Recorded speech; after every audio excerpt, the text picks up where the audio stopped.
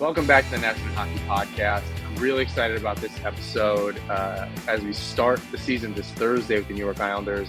I'm with, you know him as TLO Mitch, but I'm here with Michael Anderson here, the mustache himself. How are you, buddy? It's been a while. I'm good. So, it's been a while. I can't grow a beard like you. So I did the next best thing and I grew a mustache. It's not going to get any more crazy than this, but this is as good as it's going to get. You have a great upper lip size, though. I look like a weird, and not to make fun of you, but I just look like a weird Frenchman, like a Parisian Frenchman. And I just look like I should be eating a baguette and cheese and riding a bike with a basket. I mean, that could be pretty dope in the right context. Yeah, now that I say it out loud, I got a piece of it this weekend. I was just eating sourdough and 5-year-old cheddar in my backyard. And I was like, I think I kind of love this. Is this my life now? Immediately you get like the checkered shirt or the raid shirt and you start speaking, oh, je m'avais la, la, la, la. And you're like, oh my God, it's happening. I just make the noises. I don't even need to know. I just like drink wine and what more? I was sitting there and I was like, what more to life is there? Like, what are we fighting about? Yeah. Why are we angry ever? This is it. This is what we need. Absolutely. Every day. If you could just toy that to people, this is what you get to do if you decide on these things. All of them would be like, yes, I need to do that at the end of the line. Please and thank you. Or just we need like a camp. We need to like reintroduce like the finer, not the finer things like hoity-toity, but just like relax a second, have some bread, sit outside in a chair, and touch some grass. We'll all feel better. Like, you know what I mean? Will, honestly. But we have to, live in this tribal society. And as we do that, tribalism with hockey, baby, the New York Islanders. Let's do this. All right. Right before we dive into that, because you're a music guy, and we've kind of always chatted about this kind of stuff. And I want to talk about your band, maybe offline, Okay. or whatever you're doing. And I got to send you some of my stuff too. So some albums over the last couple of years that I just want to throw out there. Crime and Stereo, House and Trance. Have you listened to that? I don't think I have. That doesn't sound familiar to me at all. See, Long Island I don't have a band. deep knowledge of a lot of things. It's very on the surface type of thing. I get fed all of the good music. All right, so I'm going to introduce you to some stuff. I highly recommend Long Island Hardcore. They've been around forever. This album is so amazing. So we're going to go around the horn with a couple different things, but go ahead. Out of 10, what are you giving it? I'm going to go like harder scoring on it. I would say an 8. Whoa! Like it's a good like front to back. It's well written. Okay. As a drummer, the timing is complicated where it needs to be and easy in other spots. I always loved this band. I mean, go look at their whole catalog. I think you'd enjoy it. But that album came out last year. It was so good. Hot Mulligan. Why would I watch? That's I believe last year too. Yeah, I've never been that big into Hot Mulligan. Okay. I don't know. It was fine. In my opinion, it was fine. I wouldn't recommend it necessarily to other people. Myself. All right. But again, music, very subjective here, people. Don't start shooting me for these. I think people are gonna skip 30, I think, on this a little bit. I don't know. They're like, where are the ads? We need something. Where's that? We need something interesting here. They're really good. Their new music video is really well done and artistic. I would go check that out. Where do you watch music videos nowadays? Outside of obviously YouTube, but you have to actively go look for the music video. Whereas back when we were growing up, we had, in Canada, Much Music, and you obviously had MTV, where they were kind of fed to you a la radio style, and that's where you would find them. What do you do now? You just wait for them on YouTube type of thing? We also had Fuse back in the day. Never heard of that. Mark Hoppus had a show on that for a minute. There's a very awkward interview where he interviews Angel and Airwaves. Definitely go look that up. It's very funny. Oh, wow. This is like 2000 whatever 6 or 7 or 8. I mean, the bands post them on social media. There's a few bands that have done that. That they kind of post the videos. I seek some of them out like bands that I like. Right. But usually like Instagram or something, you're gonna find. Fair enough. Okay. Yeah, that's true. I think the Yeah. last video I saw was like Belmont had one on Instagram that came across my desk, if you will. Koyo, another Long Island band. Oh, Newer on the hardcore scene. Would you miss it? You haven't heard of that one either? no, right over the head. What type of hardcore are we talking about? Are we talking like Gorilla Biscuits type hardcore or like Converge type hardcore or somewhere in the middle? Easier, like, I don't wanna say softer, I don't wanna take anything away from their sound, but not like that. Maybe a little bit more modern, like Okay. mix. I don't know, I don't like more punk Like hardcore. a comeback kid type of thing. Yeah, I would put them. That Okay. would be a good show. Heck That would be yeah. a good show together. Heck yeah. Um, Comeback kid is so good. Oh my God. or maybe older Comeback Kid. Fair. Fair. Now the new stuff's riffy. New It stuff's riffy. is, I but like you it. can still hear it. I it came up on my Spotify when I was in the shower, and I started playing, and I was like, "That sounds like Comeback Kid. I wonder who that is." Sure enough, it was. You can hear it right away. I have the, Comeback Kid shirt that's the Winnipeg Jets logo, like the old Yes, Winnipeg Jets logo. love it. I love the It's dope. crossover hardcore to hockey. Like Misery Signals had an Edmonton Oilers one for a while. Love it. Yeah, I have a Make Do and Mend one that's the Hartford Whalers because 'cause they're from Connecticut. Yes, that's so It's good. dope. I'm gonna go into one that just came out. Okay. Balance and Composure with You in Spirit just came out on Friday. Oh no, I haven't heard that then at all whatsoever. Okay, I'm gonna have to make sure to listen to that. That's one of my favorite bands. I just got the record in the mail on Friday as it Wow, was you were released. right on it then. Oh, I pre-ordered it. Oh my god, I got the T-shirt in the mail. Like they sent me the T-shirt. I was waiting for the record. I was on top of it. They're so good. They're See so that good. that's the thing. I'm not so music is made accessible to me. I don't access myself necessarily to it. And that's not because I don't want to. I really struggle in finding new music. I really, really struggle. Outside of people like you directly giving it to me, even with Spotify, I have such a hard time.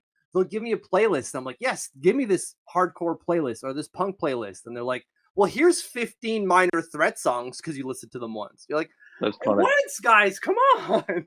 Yeah, some of the stuff on Spotify can be tough, like the radio channels. My friends and I started a weekly thing where we recommend a new album on Sundays to each other because Oh, it's shit. there's like we all know just different stuff. So Yeah. I've been learning like Origami Angel came out with a record. Somebody sent me that. There's been a couple bands that I have been on my periphery that I've just never sat down and just listened to a record. Um, so yeah, I think stuff like that. I'll have to just text you some stuff. Yes, please. And Please. we'll have to get on the same page there. All right. So people are now having skipped forward a few minutes here. The 30 button is worn out on their phone.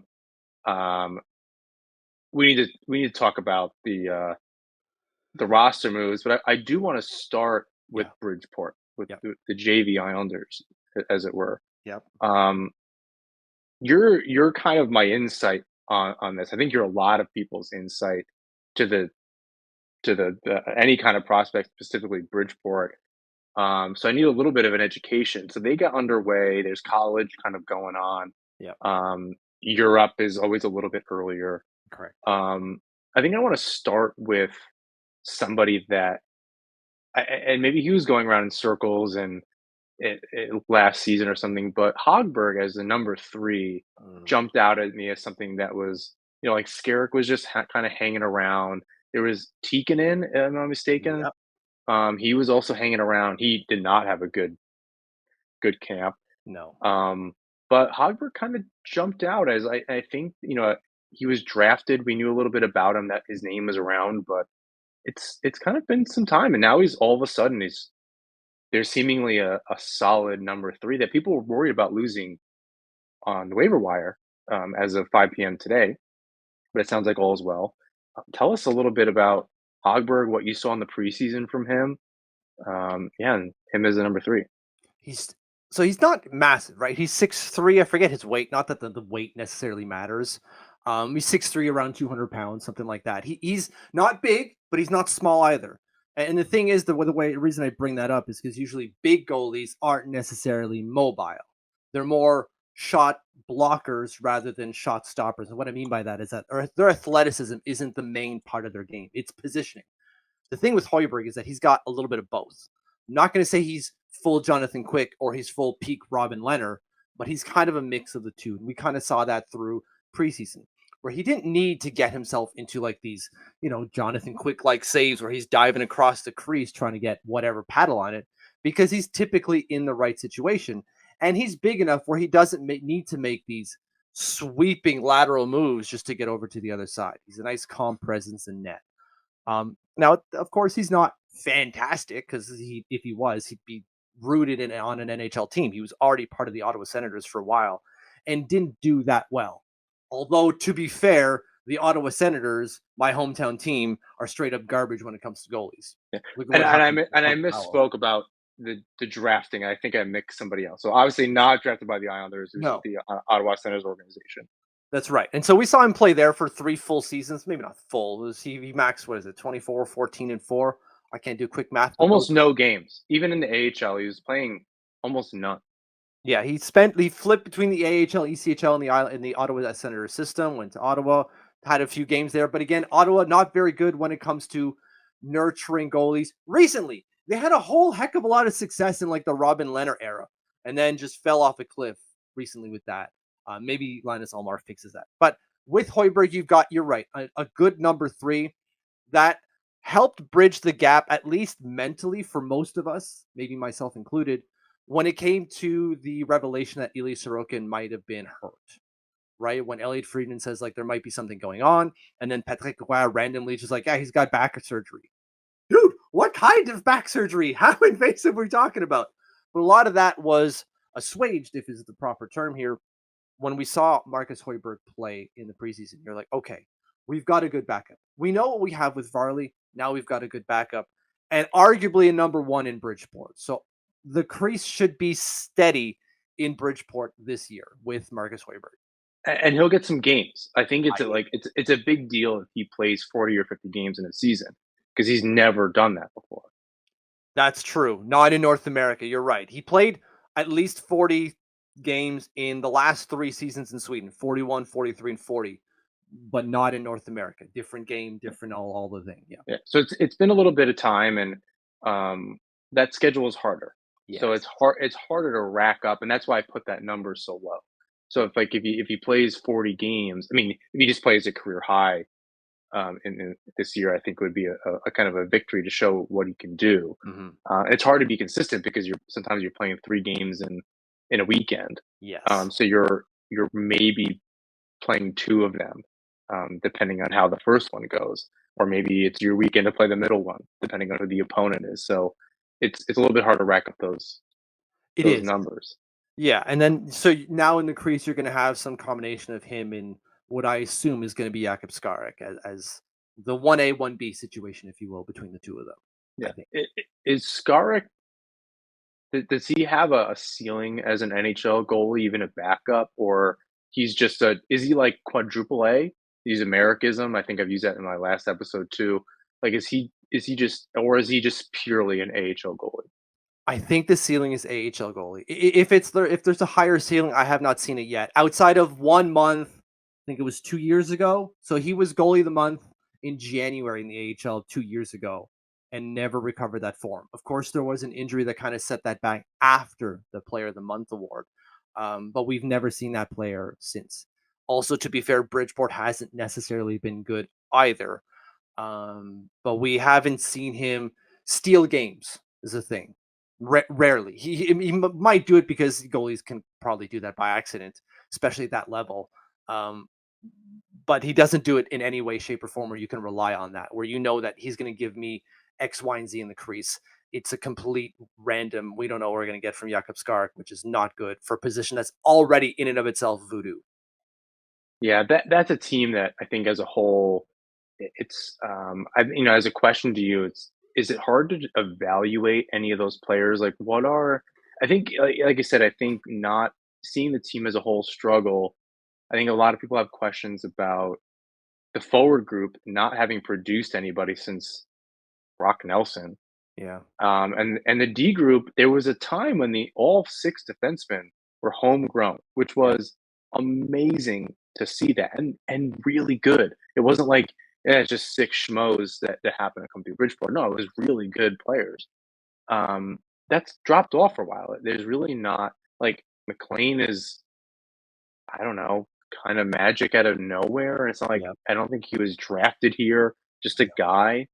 Um, what can we expect in the future? Like what's going on down there?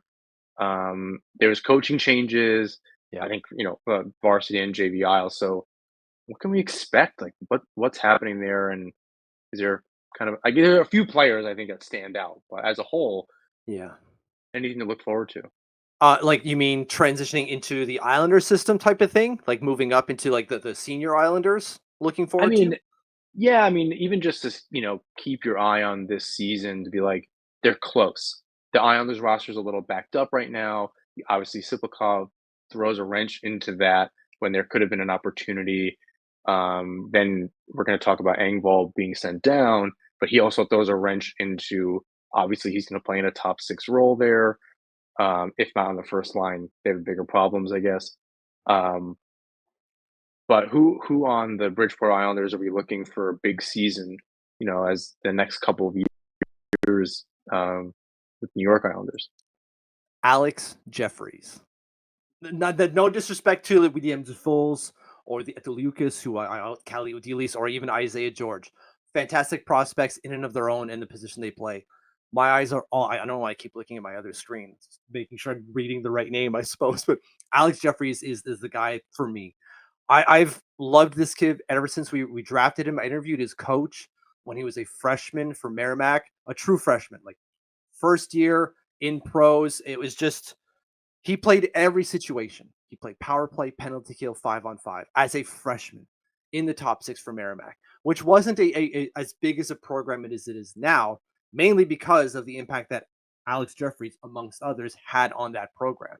And even then, head coach Scott Borick said at that time he's one of the smarter players in this league, the NCAA. And he proved that every year he was basically a point per game player. His sophomore year, sorry, wasn't as great, but every other year he was lights out offensively, defensively, and he was always kind of smart in terms of breaking down his game and humble as well, going like, well, I need to work on this X, Y, and Z. And what I took away from some of our chats was he wasn't giving me the stock answer either. Usually when you talk to a prospect, like what can you improve on? It's like, I can improve upon defense. I need to be better defensively and away from the puck. Yeah, we all know that. For Alex Jeffries is like, well, when I go to the net, instead of skating past it, just stop at the post. Just stop there and wait for the pass. You're not going to get that from most prospects because they're giving you a stock answer. They're not actually reflecting on what they're trying to say and what they're trying to communicate and giving you an honest answer.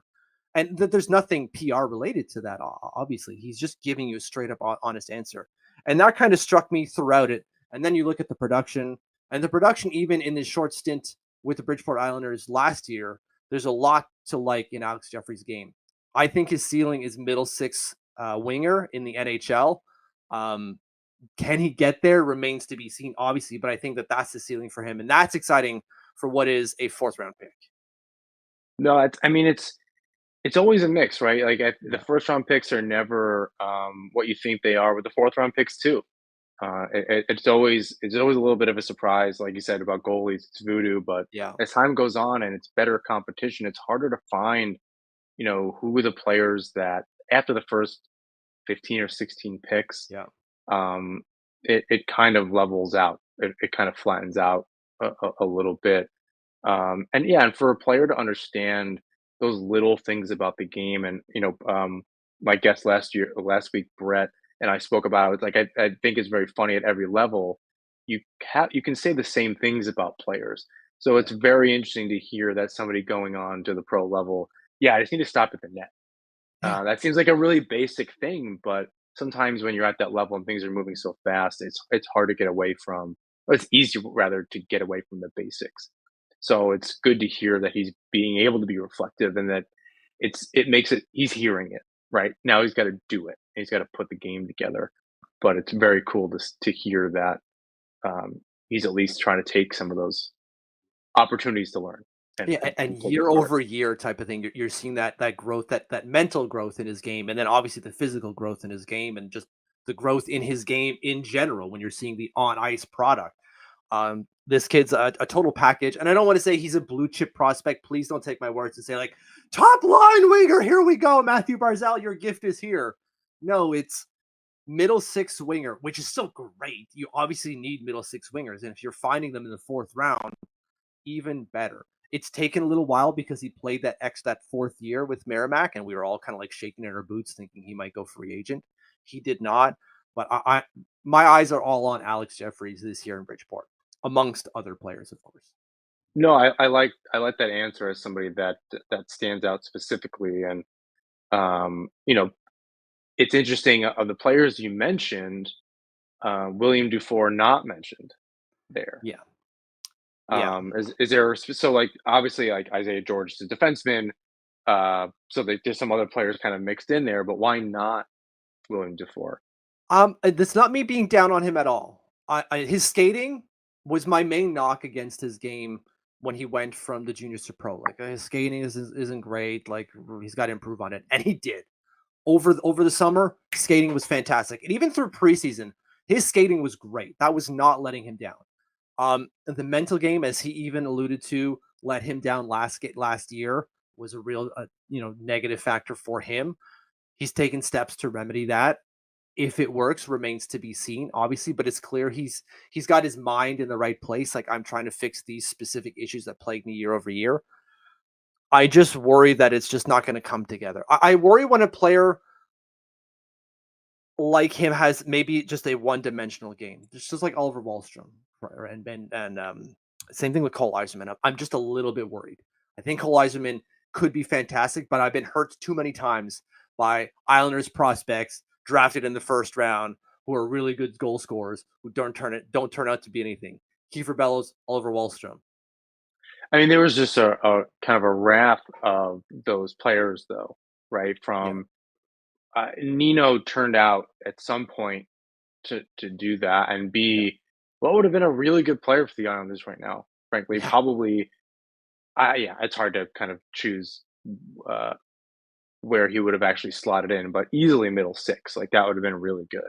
But would have been on the Islanders' top line for a minute, but they Yes, as they sorted that out.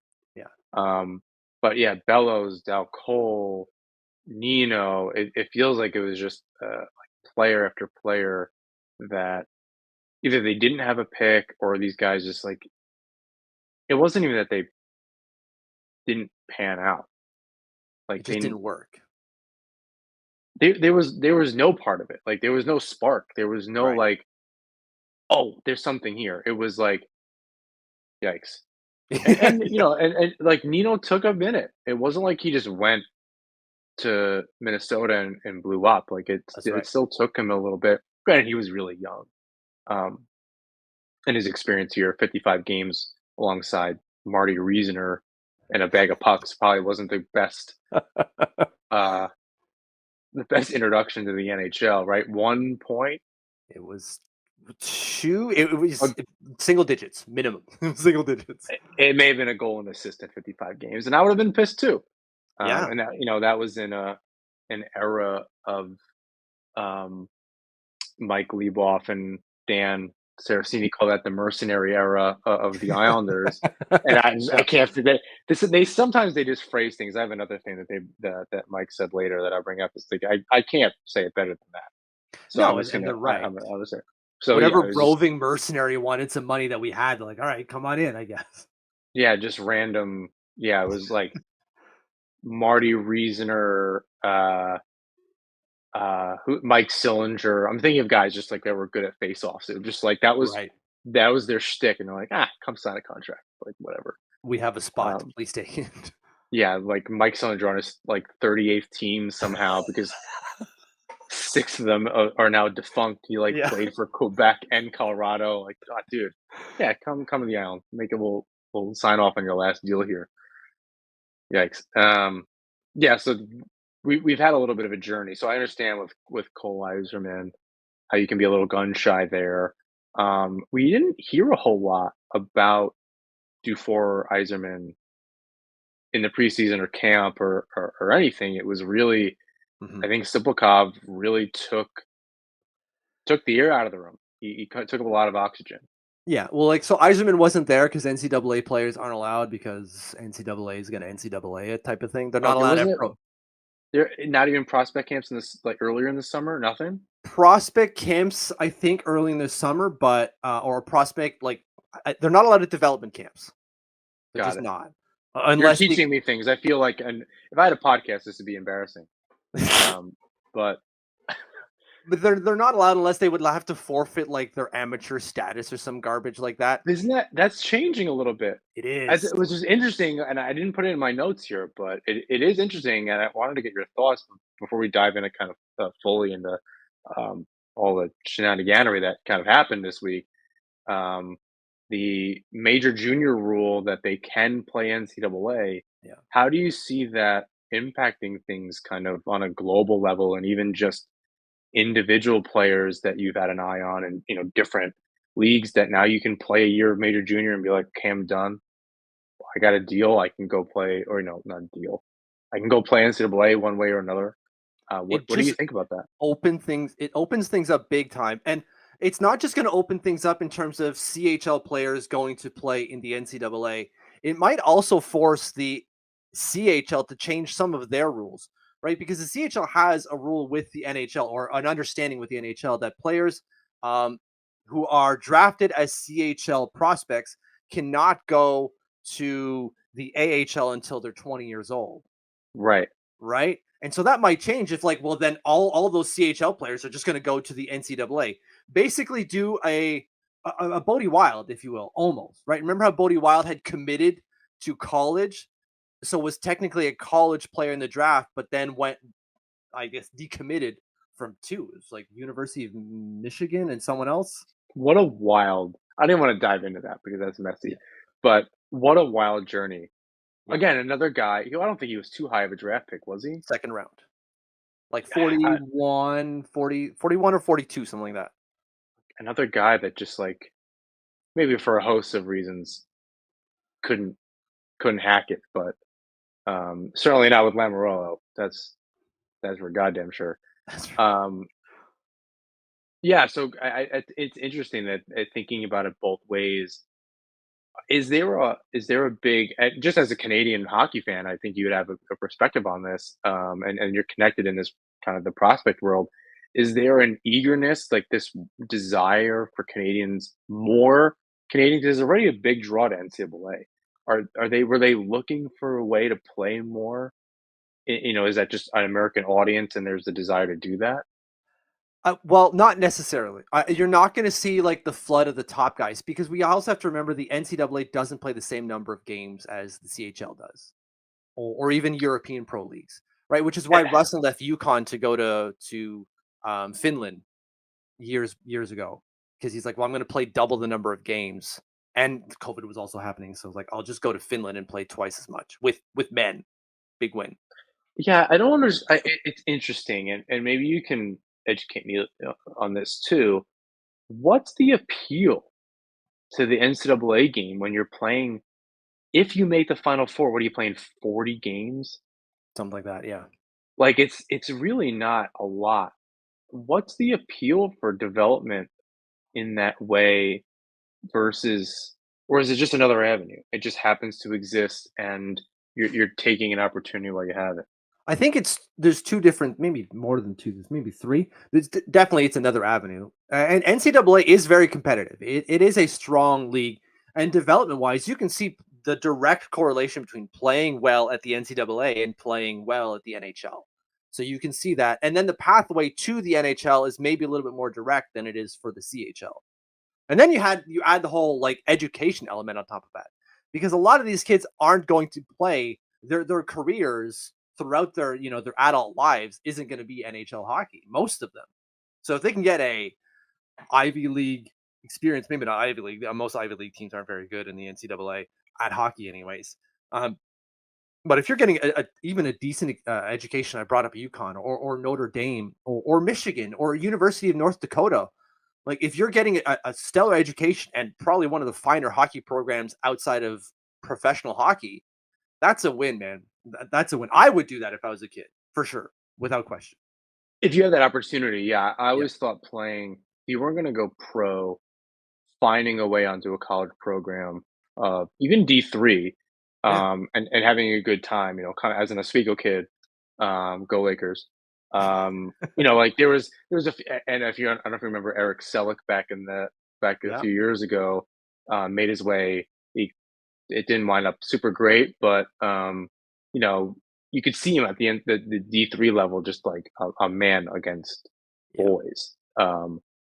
And then he made his way to the AHL for a little bit. Got a cup of coffee with the Florida Panthers for a part of a season, or some games there. And hey, that's a lot more than most of us got. So I Exactly. think a lot of us would take one shift. And so if you actually get that, I wouldn't knock them. But yeah, it is interesting. Yeah, I think it's high competition, but you have to kill it in 25 Yes. games, or you're really not getting a look. So like the numbers are skewed. It's like KHL numbers, right? Like there's a whole Yeah. math equation to be like, oh, what would that be over blah blah blah games, and um, kind of rating that. So yeah, it's interesting.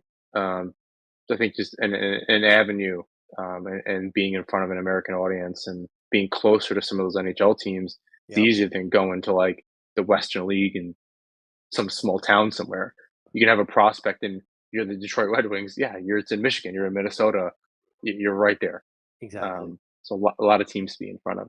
Yeah. So, and it's just another avenue, and it is, in front of American eyes on American TV, and maybe it catches on, not to the extent of football, but you already have that tribalism baked in of that college campus experience, and you're part of it. So that it has an appeal. Again, the floodgates aren't going to open like the Michael Misas of the world or the Connor McDavids of the world aren't jumping to the CHL. But it's if you're getting like the Olin Zellweger, which was a second round pick and is playing and was a hell of a player for the WHL and is playing with Anaheim now. You if you're adding those guys into what is already a strong pool of players in the NCAA, it's only going to help. And ideally, it pushes the CHL to change some of its archaic rules as well. That's cool. Yeah, I would love some changes in the AHL too, especially now that the AHL is a different league. It's not. Um, I don't know. It's not the lockout year in 2004, right? Like No, it's not quite the always hungry league that it used to be. I think it's still tough, but I think there's something there, and younger players can probably hold their own, like yeah, at least to try. I think 18 to 20. I don't know what the difference is there, so it might be worth trying to figure that out. exactly. So yeah, unintended consequences, or maybe not consequences, but happy accidents might come from that rule if it goes through. I'm sure it will. I'm sure it will. The quest for the Stanley Cup starts now. The puck's dropping on the 24-25 season. Get in on all the action at DraftKings Sportsbook, an official betting partner of the NHL. It's super easy for first-timers to get started. Try betting on something simple like picking a team to win. Go to DraftKings Sportsbook app, select your team, and place your first bet. Our New York Islanders are minus 155 against the Utah Hockey Club this Thursday. And if you are new to DraftKings, listen up. New customers bet $5 to get $200 in bonus bets instantly. Download the DraftKings Sportsbook app now and use code THPN. That's code THPN for new customers to get $200 in bonus bets when you bet just $5. Only on DraftKings. The crown is yours. Gambling problem? Call 1-800-GAMBLER. In New York, call 877-8-HOPENY or text HOPENY 467-369. In Connecticut, help is available for problem gambling. Call 888-789-7777 or visit ccpg.org. Please play responsibly. On behalf of Boot Hill Casino and Resort in Kansas, 21 and over. Age and eligibility varies by jurisdiction. Void in Ontario. Bonus bets expire 168 hours after issuance. For additional terms and responsible gaming resources, see dkng.co/ice. This episode is also brought to you by BetterHelp. As adults, it's hard to make time to learn new things. Kids are always learning and growing, but as adults, sometimes we lose that curiosity. What's something you'd like to learn? Gardening, a new language, maybe how you finally beat your best friend in bowling. Therapy can help you reconnect with your sense of wonder because your back-to-school era can come at any age. It's helpful for learning all sorts of things, like positive coping skills and how to set boundaries. It empowers you to be the best version of yourself. It isn't just for those who've experienced a major trauma. If you're thinking of starting therapy, give BetterHelp a try. It's entirely online, designed to be convenient, flexible, and suited for your schedule. Just fill out a brief questionnaire to get matched with a licensed therapist and switch therapists anytime for no additional charge. Rediscover your curiosity with BetterHelp. Visit betterhelp.com/THPN today to get 10% off your first month. That's BetterHelp, HELP.com/THPN. All right, jumping to the Varsity Islanders. Yarp. We got to talk Engval, but I think before we get there, we have to talk about the player that maybe forced Lamoriello's hand a little bit. And listening to you and Matt, not just a week ago, maybe 10 days ago, you were saying, don't get too high up on Tsyplakov. Mhm. Keep your wits about you. I forget your exact words, but I feel like a good paraphrase. Yes. What would you say to yourself 10 days ago, knowing that he made the roster on the second line in the top 6, and what you saw the rest of the preseason? Because there were a few games after that. Are you still kind of holding true to your word, or are you getting a little excited? I'm still managing my expectations. I wouldn't change anything of what I said. I don't want anyone to misconstrue what I had said about Maxim Tsyplakov. I'd seen tape of him before, and I said I'm worried about his skating. I'm worried that might hinder him in terms of translating to the NHL. And then you see through the offseason, you're like, second line winger Maxim Tsyplakov, and you're going, can we calm down? I had like Charlie in the Tree flashbacks of Jan Kovacs. That's all I can think of. Because when the Islanders signed him to a 2-year, $2 million deal per year, right? I was like, here we go, second line center. Didn't even make the goddamn team, right? And so I was like, I'm not getting too excited about Maxim Tsyplakov. I'm worried about his skating. His shooting is great, outstanding. His hitting, phenomenal. Physical, great on the puck. I'm worried about his skating, however. I'm worried that that's going to change everything. And I said, if he makes the team as a fourth liner, fantastic. That is still a win. And then he does even better, and he goes out and makes second line. Now, that's kind of a problem because we don't have anyone better than him. We should have someone. He should be able to right away make second line wing. That's ultimately the problem that we're going to get to with Engval, right? Like it's great that we have a player like that. We can, until we see the first game on Thursday and he comes back at -3. Yeah. And even though the line scores 2 goals, something because Nelson is, will pot 2. It's Brocktober. That's right. If all of a sudden he comes back at -3 and you're scratching how the hell that happened. So we can be excited now, but we got to see the rubber meet the road. Yes, I completely. That is a bigger problem on a roster that is very different now. Like it's just the last 2 or 3 years. I think we both look beyond the major outlets who would tell you otherwise. But yeah, we know this roster is majorly different. So it's I think having him on that second line is exciting, but I think we're all going to be looking through our hands at that line a little bit. Yeah, and I get it. If you're excited about Maxim Tsyplakov, be excited. Absolutely be excited. Just remember that what we saw from preseason might not happen through regular season. And if it does, fantastic. I don't want to yuck on your yum at all. I'm just trying to manage my own expectations. And so when I get in front of a microphone, as anyone else would do, I spew my own beliefs into the microphone. And for me, I'm managing my expectations with Maxim Tsyplakov. I don't want to get too high on it. But I get why Islanders fans are excited, because you've got a guy who we plucked from Russia, right? And he decided to come here, which doesn't happen very often for the Islanders. Well, I think Romanov and Varlamov, Sorokin, probably a little to do with that. Yeah, and as he said, even himself, like, I didn't go for money, I went for opportunity, right? Because he probably could have gone somewhere else, and obviously he didn't come for money because he was going to get an ELC, which was capped anyways. He was getting $950 by 1 year anywhere he went. But because he could get that money anywhere else, the opportunity mattered. And for the Islanders, clearly he and his agent saw that there is a path on this team towards not only just making the roster, but making the roster in a top 6 position that might not have happened on any other team. And you're sitting on a top 6 that has Barzal, Bo Horvat, they didn't know who winger X was then, and you still have Brock Nelson and Kyle Palmieri. Like, you might put up 40 to 50 points at the NHL level, and that would be massive for him. Yeah, on that second line, and I wrote about this for our my Patreon, the podcast Patreon, whatever this is. I'm still getting used to the language, being on my own here. But for the blog on our Patreon, it's with Duclair in that first line being as good as they have the potential to be. Yeah.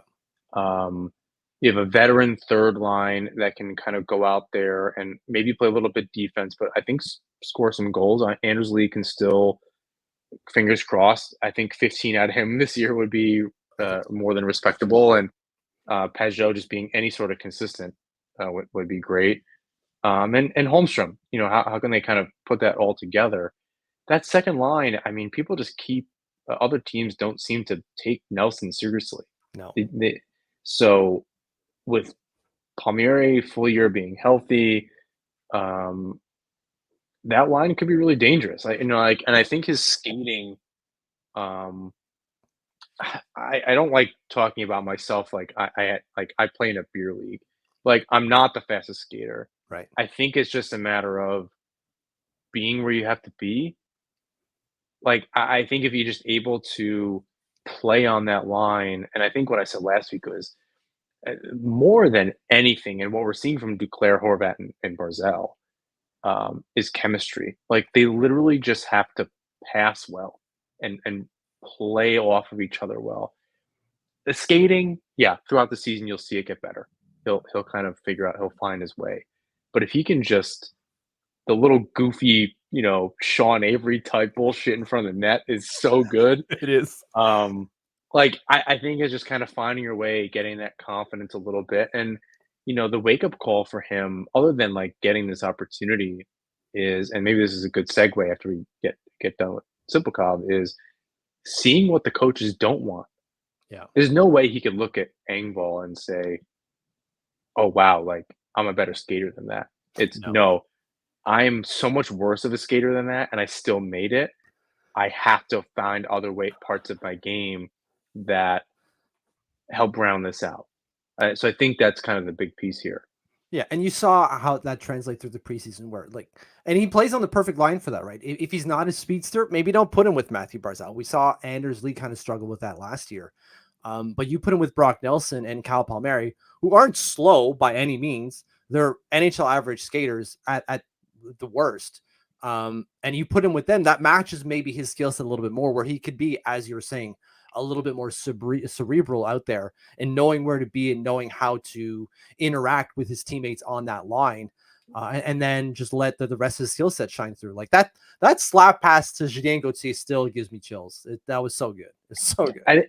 I think what Nelson and Palmieri really need are just someone a little creative. Yeah. That Nelson can create some space out there. Palmieri is going to crash and bang. He's got some moves. His preseason goal was great against, I forget who it was, like Flyers. That sounds right. Yeah. The move right in front of the net. He's going to go to those tough areas. So he's going to have, Tsyplakov will have a little bit of space out there. I think it's just a matter of get that puck back to the guys that can score the goals. And if you can make silky little passes like that, like you did to Gauthier, I think they'll have some success. And I think your 40 to 50 point thing, I mean, I think what I said last week was it's about time the Islanders got a guy out of nowhere. Yes. Right. And more than a McLean or a Fashing or something like that, where it was like, oh my God, who knew Suzuki scores 20 goals? Like, that's not what we need, man. Like and that's no shade to Suzuki at all. Right. Like, I think he might be my favorite Islander, frankly. Right. And some of that might have to do with the longevity, but just having a random guy that you just like plucked out that was like essentially a free agent that wanted to come there and this and that, and just playing well. It's about fucking time. Yeah, and that's kind of what fuels a lot of that excitement as well. Because like you're saying, we haven't had one of these guys forever. And so seeing that this might be one of those guys, you're going, oh my God, it's finally here. I can finally unleash that little bit of excitement that I buried deep in a compartment in my belly 20 years ago. I could finally come out. And here we all are. So if you're getting excited about Maxim Tsyplakov, I go right for it. Go right for it. I'm still going to manage my expectations.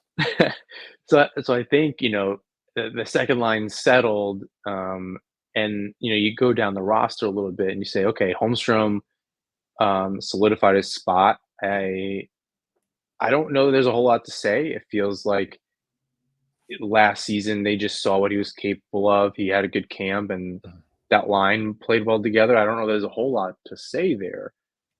So the bigger story for me, and I can't decide what it is that Wahlstrom won the spot. So forget about Sipilkov. Yeah. I think to me, Sipilkov was he had two opportunities. Yeah. He could be on the fourth line or the second line. So after he kind of does that, it puts Engval in this weird position, which isn't good company. Like Sipilkov didn't beat world beaters here. Like it wasn't anyone special, and that was kind of the problem, and that was what we were alluding to. So the fact that Engval, who has now a lot of NHL games under his belt, he's under 30, but he's been in the league a minute. Yeah. The fact that he couldn't beat Wahlstrom, I can't decide if that's the bigger story, or that they were like, Wahlstrom, Gauthier, go for it. Like you're going to be the two guys. To me, it's Julien Gauthier gives you what Pierre Engval isn't giving you.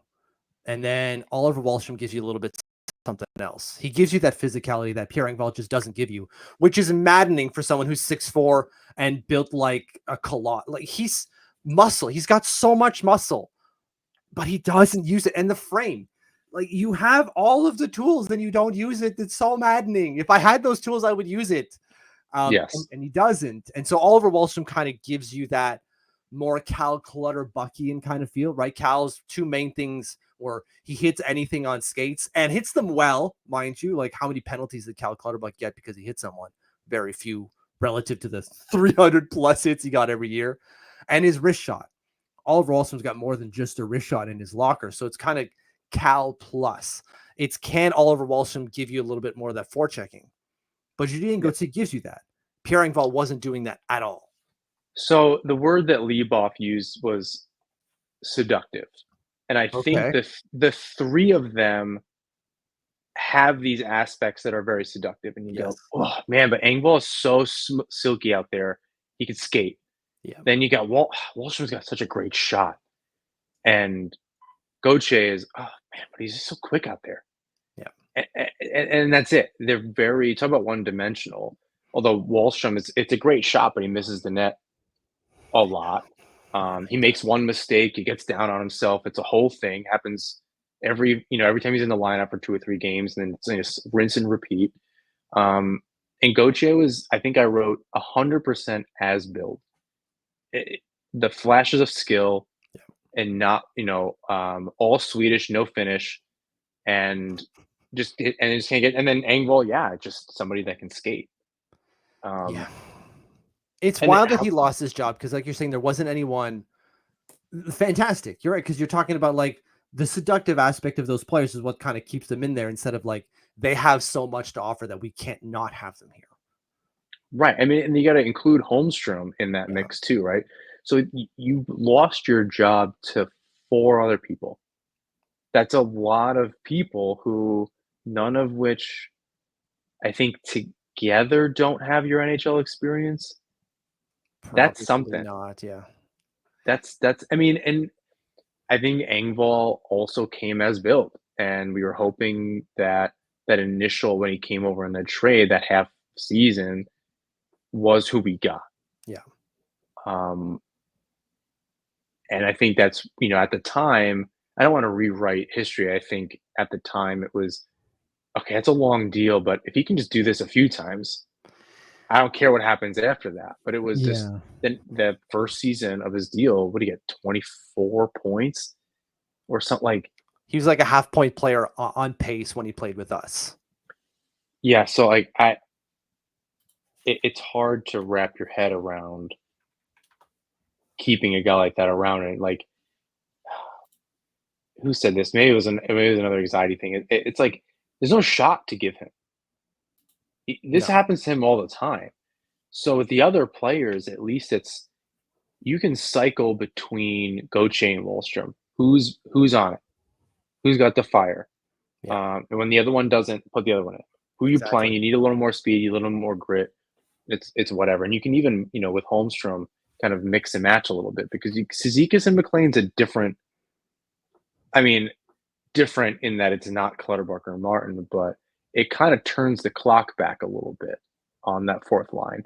Yeah. You're kind of re-injecting what was missing, that extra little jump, that what was the tenacity. I think that was something that watching the Islanders for a long time, that was their calling card. And I don't think enough people said it. They said identity, but really what I saw, like, I guess it's a long time now, but that Penguin series in 2013, Yeah. there was a certain tenacity the team had that after that, this is like, obviously post fight night, um, in those couple years, they're kind of figuring it out. But that series was really the moment, right? They like showed they were more than the sum of their parts in a different way we hadn't seen.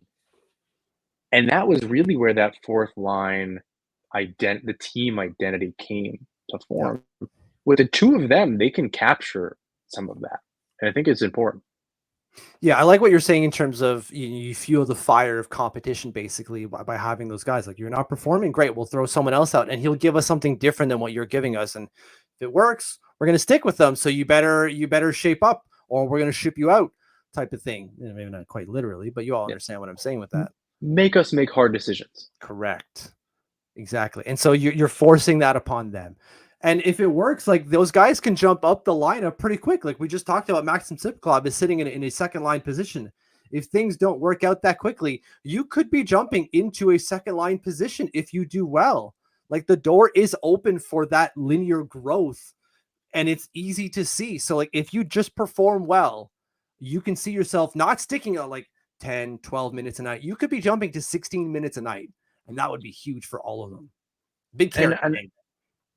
and I don't think Patrick Waugh would shy away from a fourth line that was um, being really good out there together as a unit, right? The fourth line's always got way more minutes than they probably should have, especially in the latter years. True. So having three players that you can just count on, I think he jumps at that.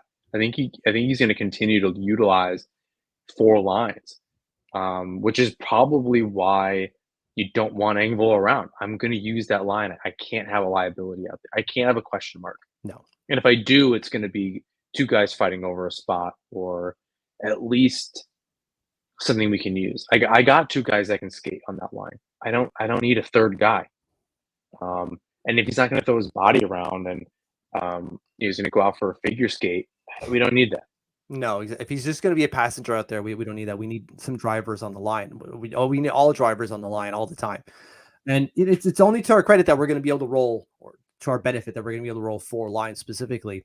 Not only because that third line balances it all out, we maybe reduce injuries or wear and tear necessarily. We also we talked about Anders Lee earlier. We get the most out of him. I think less is more from Anders Lee going forward, where you don't have to play him the 15, 16 minutes a night, including all that 5-on-5 time. Now you play him at 5-on-5, maybe a few less shifts, maybe 2 or 3 fewer shifts over a night, and you probably get more out of Anders Lee. And by more, I mean he's going to convert on the chances he's getting, because he scored 13 5-on-5 goals, but created like 24 XG. So he left a lot on the table the last year, probably because they played him too much. Yeah. So it's also worth, you have two young guys that they're going to go in and out of your fourth line.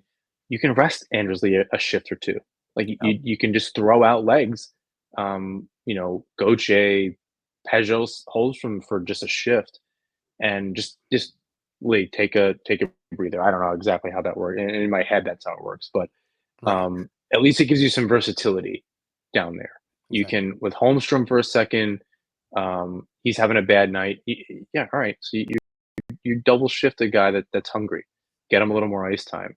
You move Sipakov around too. Like I think having those three, or really those four players, it does give you some versatility early on. Exactly. I don't know what the long term, like not looking at the cap and not really want to do any of that financial gymnastics. I don't know the sustainability of that, frankly. Fair. I think a different decisions made, especially if Engval's ever going to come back. That's some monkeying around that.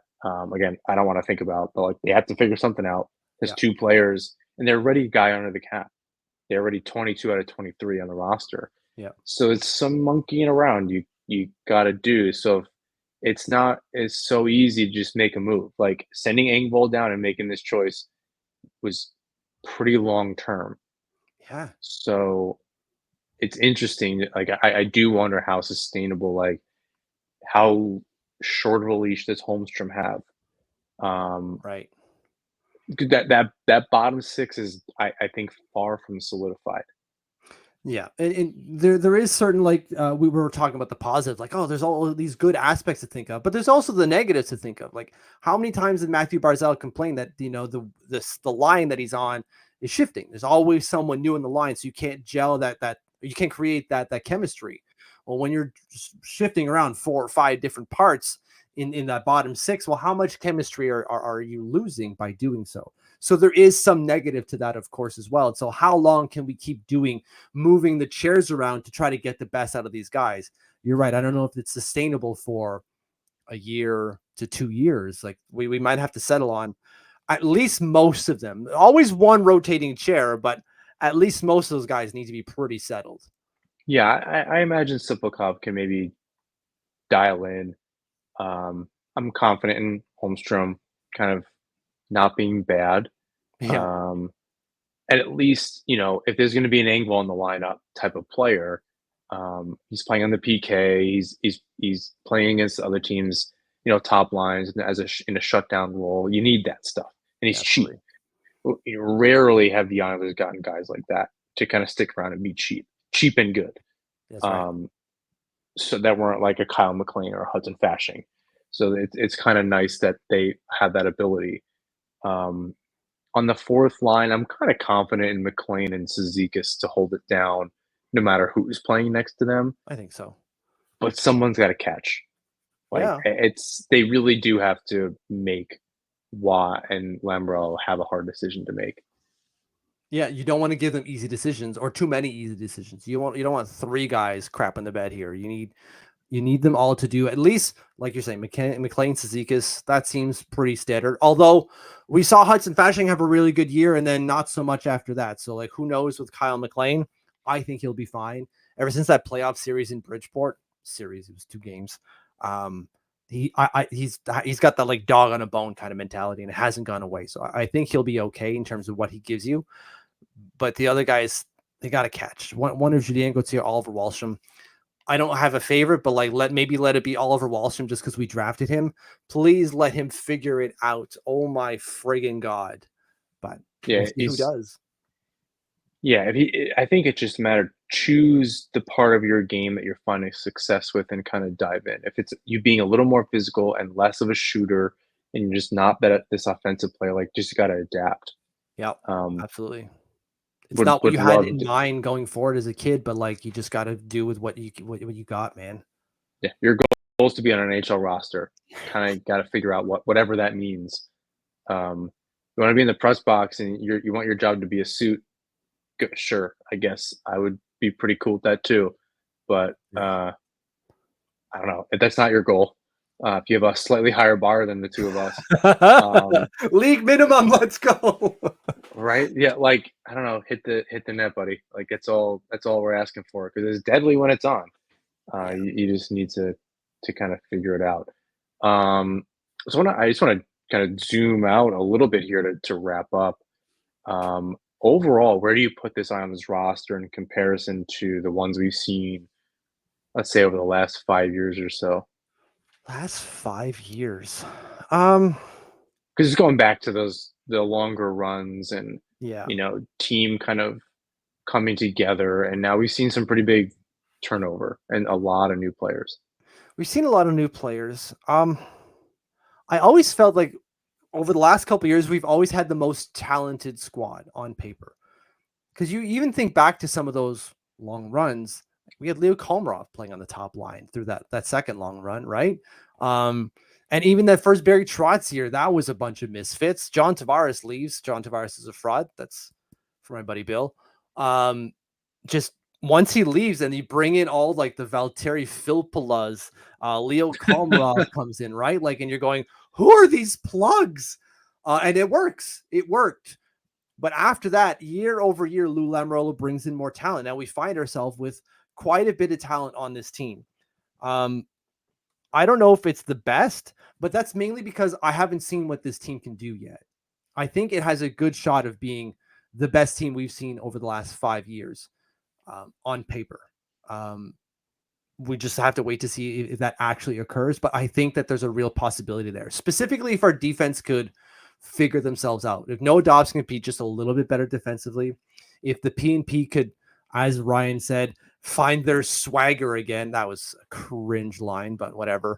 And if Scott Mayfield could be peak Scott Mayfield. And what I mean by that is healthy and not randomly throwing pucks to the other end of the ice as he trying to make an outlet pass. Simple 2-foot passes for Scott Mayfield here going on, and we'll be A-okay, I think. And so if all those guys can do that, we're going to be okay. Yeah, going to the Pulak and Pellick being a shutdown pair again, maybe contributing a little bit, but like I'm no longer expecting 9-10 goals from Pulak. Yeah. I just want them to be good in their own end. Romanov and Dobson, yeah, of course, and then Mayfield, Riley / Chalowski, just kind of seeing Chalowski kind of quietly doing, with no Aho there. He's another Mike Riley light, Yep. so to speak. So I think it's a good move, just have somebody there.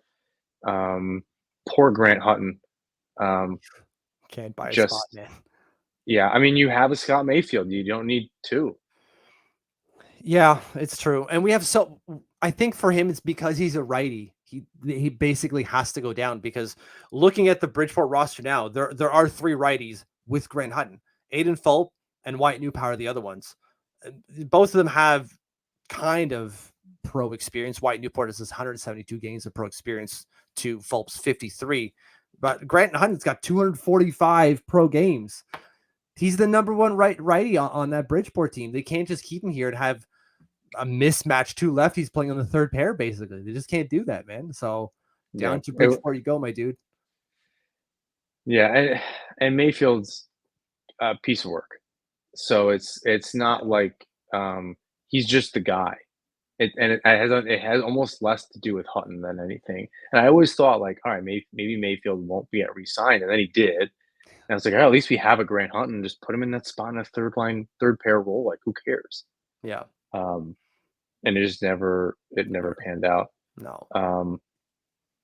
Yeah, I think back end just being slightly better, and that's more of a systems thing. A little more confidence in kind of what's going on there. Yeah, I think on paper this is probably one of the better ones. Certainly the first line. Yeah. I don't remember. I said last week to Brett, maybe since the Vanek top line for the Islanders have we seen a line that was quite this good, and that gets longer and longer ago than I care to remember. Yeah, it's true. But like I guess Molson, Tavares, Oposo was pretty good for a minute. Parento and Tavares were pretty good, but it was just never this. It wasn't the same. I don't think it was quite this good. Horvat is a lot like Tavares. I know we don't in playing style. I know that's not a comparison that I've heard, but it's really good. Like having Horvat during that trade, I think if you go back and listen to some episodes around that time, I was excited for Barzell because he was really good with Tavares. In those moments when they play, it wasn't a lot. No. But in those moments when they play together, it was really good. And I think that line if Duclair can kind of just put it all together, play the back part of it, the back checking game, like Wad said, they had that candid conversation. Um, at least that side of it will be completely different. It takes the pressure off the rest of the team. Like they can play with a chip on their shoulder and be underdogs all they want. Right. But the last couple seasons, it seems like they've kind of buckled with some pressure. To say So the I think least. so to have a little more confidence in your game, a little less pressure. Is a new coach. You kind of go in. Um, you're just not going to survive. Look at Engval. Like if there's, I don't want to rewrite anything. And what I tweeted today was, yeah, you can have not liked the contract. You can see this as trying to just fix something, but they swallowed their pride. Yep. Lou does not say he's wrong very often. No. And he loud and clear Yeah, said he was absolutely. wrong. Yeah. Like doesn't mean that I know that the Lou needs to go crowd is going to take that as like, see, look, proof, and they're not wrong. Like take that as your lap, your victory lap, if you will, because that was an L, a big L from Lou, and he's eating it as much as Lou eats L's, which doesn't happen. It's fruit in the morning, and that's the only thing he's eating. Maybe he tossed in an L in the morning. Maybe his wife threw like a Lucky Charm L in his morning bowl of fruit, and that's how he's eating it. But this does not happen often to him. And this is about as loud as he gets, going like, he lost the job, man. What do you want me to tell you? He just was not good. Yeah, I want to say that has, without knowing a whole lot, I think just having that perspective of Wah in the room, and as someone that has evaluated talent on kind of a different level than maybe most coaches have, the success that he had with Colorado, and then just him as a player, he has the resume to back up some decisions. So if he went to Lou and said, "This is kind of the roster I want to roll with here," and even if he had to argue for it a little bit, they're kind of cut from the same cloth. I know there's a number of years between them, but I think it's from it's certainly not a more modern perspective. I'm sure it's No. it's a little maybe a little antiquated, Perhaps. but I think it's important. Law comes in with a lot of experience, so I think it speaks. It doesn't speak very well about Engval, but it speaks volumes about their relationship. So that's at least good. It's almost like Trotz and Lou, where they were making decisions and being able to, I think, work together and have that little brain trust. If that was part of the magic, I'm happy to see the head coach and the general manager be able to put their heads together again. Finally. Oh my God. Not just a bunch of hair gel. That's it. Sorry. That's very reductive of Lane Lambert, but like there was not a whole lot going on there in terms of what was going on the bench, clearly. I think it's funny the rewriting of him immediately in Toronto of he was so animated again, about the penalty kill on the bench. It's like, do you know he had the team with like the worst penalty kill 2 years in a row and didn't do anything about it? It might not have anything to do with like who's playing on the penalty kill, or more so like maybe what you're coaching. Yep. So it's interesting how that's just being forgotten. Like people come out of Long Island and the Islanders organization, they may as well just come from Mars. Oh yeah, We don't know. We don't know anything about this guy. Meanwhile, like won a Stanley Cup in Washington, had a 10-year career in Detroit. I don't understand how I don't know what the media is doing. Toronto media, man, too much maple syrup over there. Yeah, I don't know about you. I mean, you're kind of you dive deep into hockey like 24/7 now, so maybe you just can't avoid it. But I've and this isn't like signaling that I think I'm better than anybody. I was like I would urge other people to do the same. Like there's nothing worth reading anymore. Like the perspective, it's flat in a bad way. I'm not finding much, and it started because it was an Islander thing, but like it's hard to just be a fan now of like general hockey. It's just, and if it's passed me by and it's just not for me anymore, I think I can live with that. But I don't know if that's the case. Yeah, maybe I'm just stuck in the same generation as you because it's kind of the same thing. When you read something, it's a skim. You skim the first two, you get the nuggets, and then I'm out type of thing. I And can't that's even at best. I can't even do that anymore. It's Wow. just I just don't see the value. I don't some Islander stuff for sure, but I've kind of narrowed that down over the years. Um, I don't know that I'm an old head. I don't, I think there's a generation of folks just before. Um, but I mean, I've been in the game for a minute. Um, Yeah, you got your cup of coffee. That's for damn sure. but yeah, it's not like, the Graziano, Capellini, Jeff Capellini, and like that era, which is like, before me. Um, but so maybe I don't know. Maybe I need a palate cleanser or something. But Perhaps. it's it's a little hard to read some things these days. It's yeah. I think it's the nature of the business now, and it's getting to we need to reset on the business in terms of what makes money in this business, and then the perhaps you would find better value in terms of what you're finding out there. And that's why I say people are reading it. So like Yeah, it could be me. It could be that I do not enjoy it. I don't know that perhaps this is not a quality check on it. I happen to not find a lot of value outside of a very select few people fair. that provide perspective, and that is purely me. And people can not. There are lots of Islanders podcasts. I urge people, Listen including them all. up the Turnpike and Bunch of Islanders jerks. Anxiety and uh, Isles Never Say Die or on the island. I forget the Through the Island is another Yeah, yeah. THPN show. Um, Skates at the Stakes. There's a ton of go listen to your perspectives. Um, this should I hope this isn't the only show that you're listening to, but yeah, for me, it's really like I think the Islanders group I can listen to. Like Right. the perspectives are pretty. Um, there's always something new, but we're all like mostly on the same page, I'd say. Um, outside of that, yeah, it's really Wild we're a West bit. after that. Yeah, you said it. I did one last thing before I'm glad I checked my notes one last time here. Barzy for 30 Club. Um, well, like take us out on that. Are you?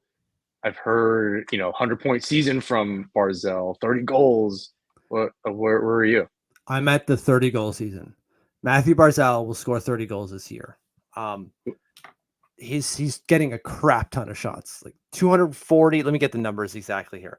Because I've done a little bit of math, and it's not like making up random numbers to make it work. But Matthew Barzal had 240 shots on net last year, which is high from his previous career high in 18-19, which was 179 shots on net. He had 413 shot attempts last year. The one problem is that his shooting percentage dropped to 9.6%. Still scored 23 goals in 80 games, though. Okay.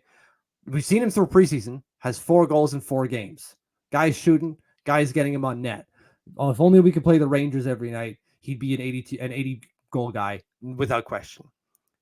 But his career shooting average is somewhere around 10, but we've seen it at floating close to 13 for a couple of years. His rookie year, 12.9%, and then that 55 game year in 2021, 12.7%.